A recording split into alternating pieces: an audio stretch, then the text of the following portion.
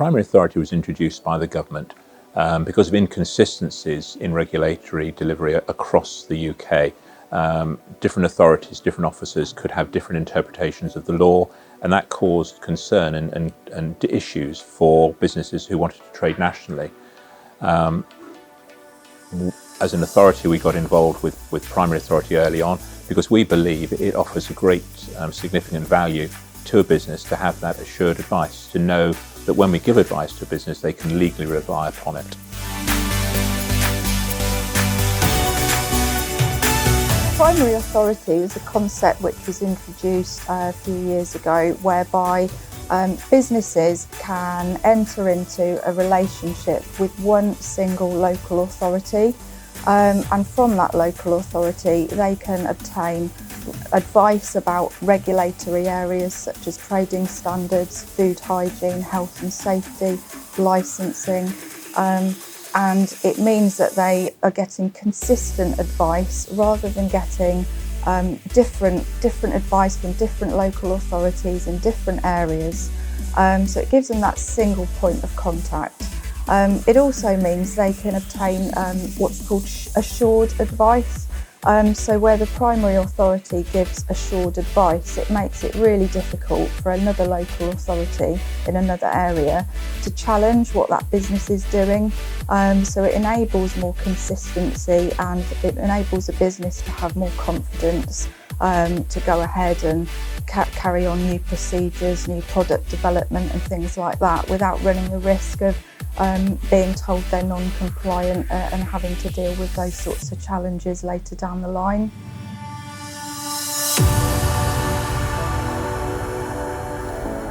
It's a very interesting question. When I started my career, I was very much a regulator. You'd engage with a business. The business would only tell you as much information as they felt was necessary to answer your questions. And although we wanted to support a business, there was always a Chinese wall between us and them. The primary authority partnership breaks down that wall. Because everything we discuss is commercially confidential, we can have a full discussion with the business and give advice based on all the information that's available, and therefore we can give the best advice and best support to a business. It's changed the way local authorities and enforcement officers work with businesses quite significantly. It means that now the relationship we're having is much more proactive, it's more open. Businesses are able to be more honest and seek advice up front rather than feeling fearful of the regulator coming in and catching them out, so to speak. It's much more proactive and working together to help the business do the best they can and grow. That's the aim of it, really.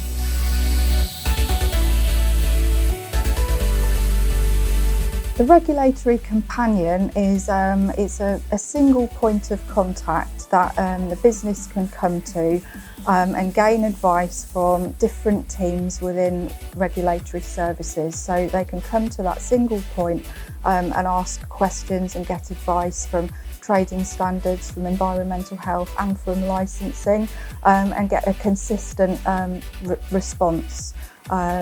It saves them having to go to different departments to ask different questions or even work out which department they need to go to. It makes it a lot more streamlined and hopefully a lot easier for the business to access the advice thereafter.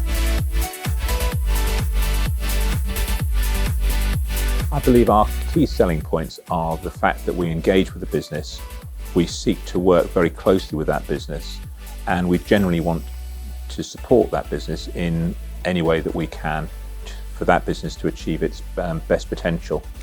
Predominantly we're a food and product safety based in terms of our expertise. Within the team we have an officer with over 30 years experience within food labelling. He sits on the Food National Panel and is well placed to give the best advice to any national business that we're working with. We also have a number of product safety officers who again have long careers within Trading Standards and have specialist knowledge on product safety. So again, we feel very comfortable providing that support. We currently work with over 100 primary authority companies within our partnerships. Our biggest company is Aldi, We work with B&M stores, we work with service providers such as Anglian Water, we work with manufacturers of food such as Del Monte, John West, we work with toy manufacturers such as John Adams. It's a real range of businesses, and that gives us expertise in food labelling, food descriptions and product safety, which is where we major on our technical advice. Our team has a really good mixture of levels of experience and backgrounds. We're a fully recruited team, so we're strong in numbers, which gives you the assurance you've always got somebody there when you need us. We've got officers with years and years of experience in environmental health. We've got officers who are more newly qualified as well, who have fresh and new ideas. But many of the team have worked in private industry and run food businesses or worked in non-food businesses. So we've got that practical, real-life experience that we can bring to the table as well, which I think is a real benefit because we can see things from your perspective and offer you practical solutions of how to actually implement legislation in real life in your setting. So we've got a wide range of primary authorities that we're currently working with. We've got a mixture of large businesses, multinational chains. We've also got relationships with some smaller, newer businesses who are looking to grow. And also some more unusual businesses who are looking to diversify and looking at being quite innovative. So a really wide range of different types of businesses that we're working with at the moment. We're very much open for discussions with businesses as to what a business needs and the requirements of that specific business. As examples of what we have done with our partners is we will offer training on areas of aspects of law, on both civil and criminal law. We can carry out audits, we can carry out sampling, we can have product examined. It's really providing a service to a business that fits with that business needs. So we're very, very flexible as to what we offer. So in addition to advice, other services we can offer include auditing, product testing, sampling, food sampling for example. We can help with staff training, we can run workshops with your staff on new legislation, that sort of thing as well. So it's not just providing the advice, it's actually assisting in the practical side and implementation of things too. I've recently worked with a company who has national retailers wanting to significantly extend the shelf life on their product. So we assisted them with auditing their paperwork, food sampling at their premises to make sure that they were complying with the food legislation. They didn't manage to get the shelf life that they wanted to, but we did manage to extend the shelf life to a suitable product. So that was working closely with them. I also work quite closely with a restaurant group that has 8 premises throughout the UK.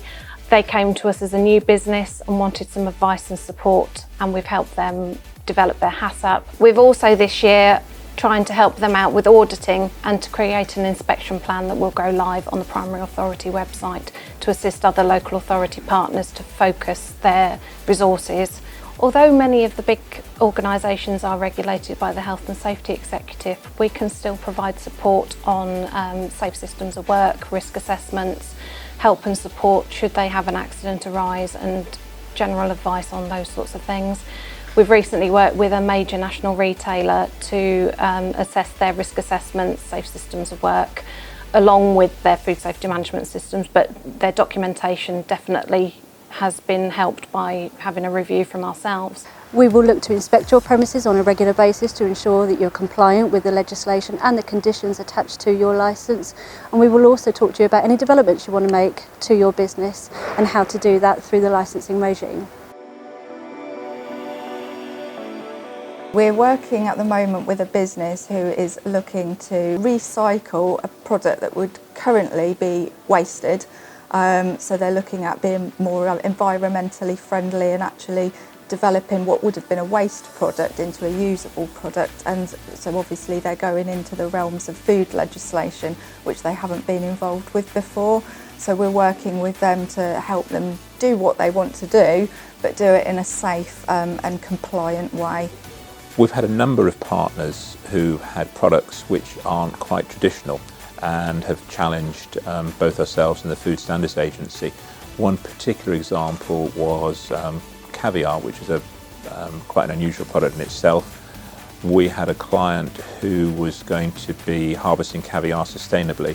So rather than traditional process of killing the sturgeon fish to extract the eggs, they were going to allow the fish to spawn, harvest the eggs and carry on with the fish for a long time, because the fish can live, I think it's 20 years or more. The issue was whether that could be called caviar as it was harvested in a different way. And following discussions with the Food Standards Agency and ourselves carrying out research, the product was able to be labelled and marketed and sold as caviar.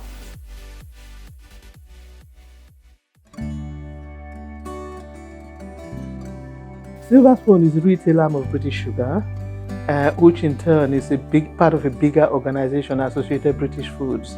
You may already recognise some of the companies in ABF, Twinings Tea, for example, Jordan's Rivita, Blue Dragon products. Silverspoon is purely the sugar business. Our business has benefited, from the primary authority even more than it did before the primary authorities came into place, in that we can ask questions. Our primary authority enforcing officers are very generous. They're very knowledgeable people. Lots of advice. I can give lots of examples of advice that we've received, from primary authority, from simple things like, we're putting out a new product and we want to make claims. Can we make these claims without falling foul of the regulation? It's a good example, Another one is if you're using ingredients that are not just commonly available there. So sweeteners, a good example, what should a product with sugar and sweeteners, how should it be labeled, Should the label be up front or should it be in the back, So that has been very useful to us. I think primary authority advice, to overcome particular challenges. There are many, but let's take the most current one, which is the acrylamide issue. The acrylamide is a big topic, for Food Standards Authority. So they are surveying a lot of companies where products are cooked, baked, high temperature products, And really, the primary authority, knowing what the toolbox says, what the guidelines are, have worked with us, to make sure that we are complying. When we say we're complying, we can provide evidence, of what we're doing. And where it doesn't seem robust enough, we've worked together to make sure that everything we're doing complies and will be satisfactory. And as a result, our acrylamide level in our baked products are as low as they can possibly be. I can only describe the relationship and the advice that we've had from Cambridgeshire as excellent, because, first of all, they're very responsive. And if there's an issue, they contact us immediately. And it is not an edict. It's not like, we're the enforcers. It's almost a partnership, which is very useful for us, because we don't feel threatened. You can have a binding advice if you need to. You can have advice that actually other authorities will accept. So from my point of view, I think it's a better system.